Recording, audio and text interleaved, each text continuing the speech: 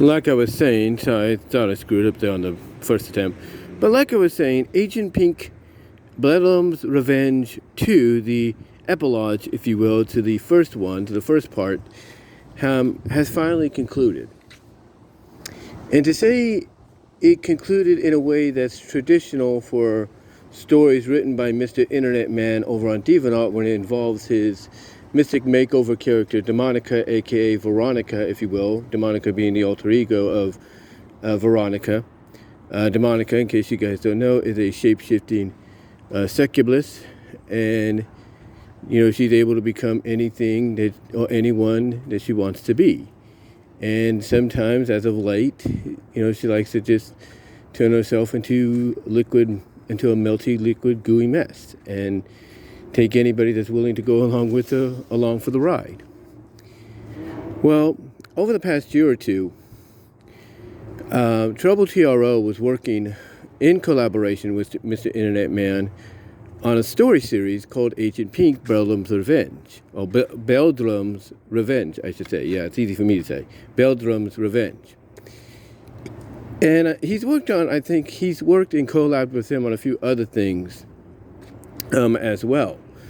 He's worked on other Agent Pink stories along with him. But this was the first time that they really did a long, drawn-out continuity of a story involving Demonica and Agent Pink teaming together. And the first part was actually pretty good.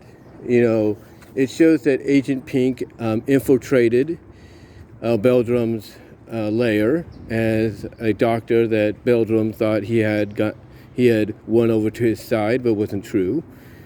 And let's just say they used their shape-shifting abilities to get themselves out of a situation that could have cost them dearly. But that wasn't the end, because the ending of the first part kind of hinted that there was going to be probably a little bit more to come, but we didn't know that until recently. See, at the end of last year into the beginning of this year, Trouble TRO made the announcement that Agent Pink, Bedlam's Revenge was getting a follow-up, basically an epilogue. And the epilogue was going to go for about 200 pages. And seeing as though he would release one every week, if you will, every Thursday, that's about 200 weeks. So you can assume, or if not, figure out exactly when he started 200 weeks ago, if you catch my drift. And I will give him credit. He really built up to the moment I think a lot of us saw coming, because again, even though Trouble TRO allowed his character to be part of the story, and he also was the one that provided the SFM 3D CGI artwork, if you will, for the webcomic. Even though he allowed all of that to happen, and took credit for it, I should say, the person that wrote the story, as I said earlier, was MrInternetMan, because the way it ended is exactly how you kind of notice a lot of his stories that he would do for Mystic Makeover. Especially one recently called Walk on the Wild Side. And when I was reading through the issues, and I do apologize for the car there, or the truck there doing that. But like I said, as I was reading through each part, each week as best that I could, you can kind of tell that they were building up to this moment. Because you had the girls, both Agent Pink and Demonica in her Monica alter ego, because that's one of the alter egos Veronica changes into when she uses her powers from being Demonica. Basically this is what it goes. In Mystic Makeover, Veronica, when she changes into Demonica, that's the first step to changing into any other alter ego she could think of, in this case being Monica. Anyway, long story short, basically, her and Pink are at an exotic hotel, or at least a hideaway that I think Monica knows about, or at least Agent Pink knows about. And it allows them a lot of privacy to, kind of have a very intimate fling, a very intimate shape-shifting fling. And the way they built to this, and I do apologize for the wind picking up here, the way they built to this is basically the fact that they kept changing into different characters. They would change into characters from G.I. Joe, X-Men, DC Comics. They'd even change into fantasy creatures and all that as well. It wouldn't be until about a couple of weeks ago well, we started to get the beginnings of what, like I said, it's a traditional thing for MrInternetMan's stories. And that's, of course, the characters getting ready to go a little gooey that could lead to a possible fusion. And, like I said, I mentioned earlier, he did the Walk on the Wild Side story, which crossed over Demonica with Minor Dash Alterations character Agent Ruby Walker. And that ended with the two fusing, and basically as the fused individual just wanting to stay as nothing but goo, like a puddle of latex joy and all that, on the bed. Anyway, a couple weeks ago, we finally get to that beginning stage of the final part, or the final act, if you will, of this epilogue.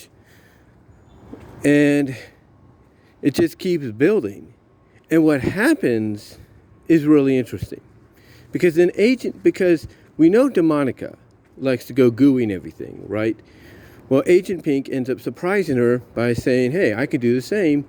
And then even kind of echoing, I should say, her sentiments of the fact that she never really gets a chance to stretch out her powers to see what she can really do. And the reason she echoes those sentiments of Demonica, Monica, Veronica, if you will, is because Demonica even says, hey, my other partners don't let me go as far as I could, so it's great to have, someone to be intimate with, that allows me the opportunity to do just that. In other words, let her imagination, as she put it, go wild. And boy, does it go wild. And it gets to the point where a couple weeks ago, the part that followed after they started to go the gooey route, they started to take that process, Demonica going into a black latex creature, and Agent Pink becoming a red latex-like creature, slime-like creature. A couple weeks ago, basically the other part, I think that was like, what was it, part 17, I believe, had them basically, because the part 16 ended with them being like nose to nose and wondering how far they can go. And I think it was Demonica saying, or suggesting, well, let's see if we can make it, basically, I think it was Demonica saying, let's see how far hold on. Basically, it's Demonica that suggests, suggests the idea of going even further to the point that it would be harder to tell where one ends and one begins, because at the end of part 16, you have Agent Pink now in that kind of form like Demonica is, of a latex slime girl, elasticness and all that, saying that it's kind of hard to tell where she begins and where Demonica ends. And then they both say, and then I think it's Demonica that suggests, let's try to make it harder. And then the next part begins with them literally smooshing their faces together and getting all liquidy, elastic, stretchy, gooey, slimy, melty, crazy. To the point where Agent Pink says something along the lines of enjoying the fact of losing all sense of being, all sense of self, and just giving in. And they are just basically they're just really getting into it to where basically you can't tell, as they allude to, will one end, will one ends or one begins. And you even see in some of the pictures that they're starting to connect a little bit, like they're starting to merge. And then Demonica says, you know what? As good as this feels, I know one way to make it feel better. And then we see in the last part, which was part 18, her using her magic to text somebody on the other side. But as we find out in this final part, which came out today, part 19, it's not just magic to text this person, but it's also magic to use to teleport this person over to the location. And this person, we find out, is a friend of Betty's. And the friend of Betty at first, yeah, that's Agent Pink's name, Betty, and I want you to keep that in mind, because her friend thinks, oh, she wants to get together, have some fun and all that, and she shows that she's a shapeshifter herself by changing the look on her face and everything, basically changing the shape of her face and her hair and all that to kind of really wow Betty. And then that's where we come here into part 19, because we find out that, she's doing all this, but Betty's not contacting her back. But then she notices this like sparkly little thing, like pool or whatever, just coming towards her. And next thing she knows, she gets sucked through this stuff on her bed. Basically, she's on her bed. This stuff is like appearing towards her. She's like, what is this? And all of a sudden, she gets sucked right through her bed, basically through a portal over to where Demonica and Agent Pink Betty are. And, at first she doesn't know where she is, but she looks around and everything. You notices basically she is in a room, but it's not one she's familiar with. And then notices the beds, Ed, thinking no one's here, or whoever was, kind of left a mess on the bed. But as she's looking at the mess, seeing as that it's nothing but a mixture, basically a mixture of red and black goo, she starts to put the pieces together and be like, wait a minute, unless this involves that friend Betty told me about. And as soon as she says that, you see this tendril, if you will, I wouldn't say it's a tentacle or something like that, but it's like a tendril start to creep up on her. And then that's when she realizes, what she guessed as option B, being the friend that Betty told her about, was correct. And she notices it's crawling up on her. But what we see in the picture is the tendril, or tentacle, or whatever you want to call it, being a blend of both red and black. In other words, both Betty and Demonica have basically, merged parts of themselves into one. And then we find out in the process who this character is. We find out who this character by, I guess you could say elimination process, who this other friend is, when she mentions, not only does she mention that, oh, you guys got the party started without me, but don't worry, I know how to, get a party going, if you know what I mean. And then that's when we see the female turn into green goo herself, identical to what both of Demonica and Agent Pink did, Agent Pink Betty, that is. And then again, like I said, that is when we find out the identity of this friend, and the friend is called Emily. That's right. The friend that we saw at the end of part 18 of Agent Pink Bedlam's Revenge 2, the Epilogue, as I call it, that's also a shapeshifter, is Emily. And basically, she starts getting into the mix. And I think it's even Betty that says, welcome to the mix, Emily. And then Monica's like, come, dive right in. Which, Emily is all for. She's like, don't mind if I do. And then they say something along the lines, I think one of them says, hope you don't have any plans because, we're going to be here for a while. And Emily's like, I don't mind that at all. And then the story ends with this kind of now mixture of a green, black, and of a turquoise green, I should say. It's a mix. Basically, the story, this chapter and the story ends with a mixture puddle, slime puddle that's going crazy. They're just having an intimate fun of turquoise, blue, black, and red. And almost saying and then the last thing that is said, almost like the one person or becoming one person, is they love being a shapeshifter. It's like, I think it's Betty that says, oh God, And then Emily follows up by saying, I love being.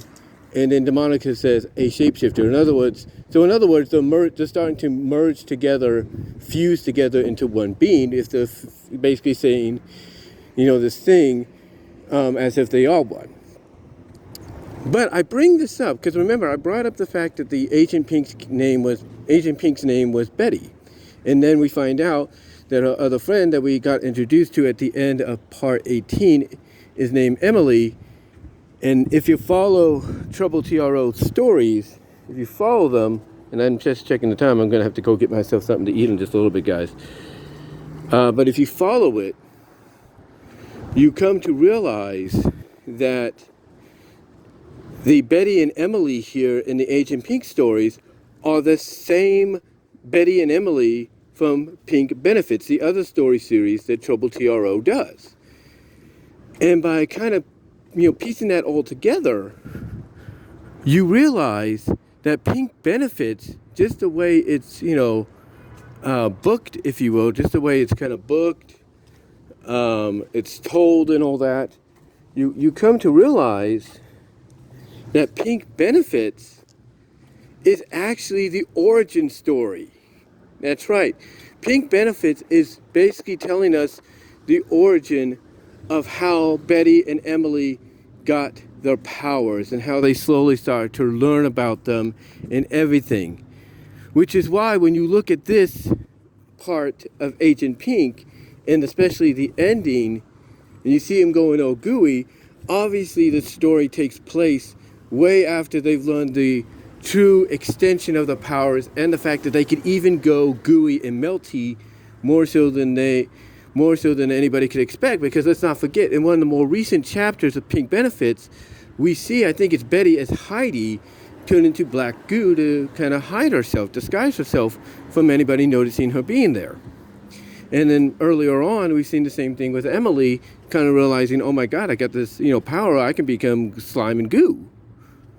So, yeah, it's kind of a surprise to see that connection there. It really is. It really is a big surprise. Anyway, long story short, folks, like I say, we noticed that. And what's cool about it is, is not only finding out that they're in this, basically that Betty and Emily in this chapter here, on these final, or in Agent Pink, if you will, are the same ones from Pink Benefits. But it's cool to know that they're basically based in the same world. However, Pink Benefits is more of an origin story, which is kind of weird. I know some people would find that to be kind of weird, that it's being told side by side with a story like this. But I think that's why Trouble TRO doesn't always go the Agent Pink route, because it might confuse people of, knowing that, hey, these are the same characters from Pink Benefits. And, people are wondering, well, if they're the same characters, then how do they know what the powers are capable of doing here? But on the other end, they're just learning about what they could do, or discovering what they can do. And again, that's when the connection kind of comes full circle of, oh, this is an origin story of what they can do. It's an origin story. So anyway, though, guys, it was a great conclusion. I'm not going to deny that. A great epilogue with the story series. I'm kind of glad to see it, go to this extent. But the way it ends, though, does make you wonder if Mr. Internet Man, because he's been known to do this too, if he's going to continue it with his own webcomic in the near future. It makes you wonder, guys. It really makes you wonder if he's going to continue it in the near future with his own little webcomic. We'll have to see. But let me know what your thoughts are. If you have checked out Agent Pink, Bedlam's Revenge, and Bedlam's Revenge 2 on Patreon, what are your thoughts of it overall? How do you like the fact that the second one, the Epilogue, as I call it, ended the way it did? Comment below, live chat during the premiere, like the video, super chats, super stickers, and super thanks are open and would be appreciated. But again, let me know what your thoughts are. How do you feel about all this? And I will talk to you later, guys. I got to get into work. Grab a little something to eat real quickly, even if it's just like something from the vending machine. And until next time, guys, I will talk to you later. But again, let me know what your thoughts are. I'd love to hear how you feel about all this in the long run. How do you feel about, the story, the way it went. And until next time, guys, I will talk to you later. Support Trouble TRO, and I am out.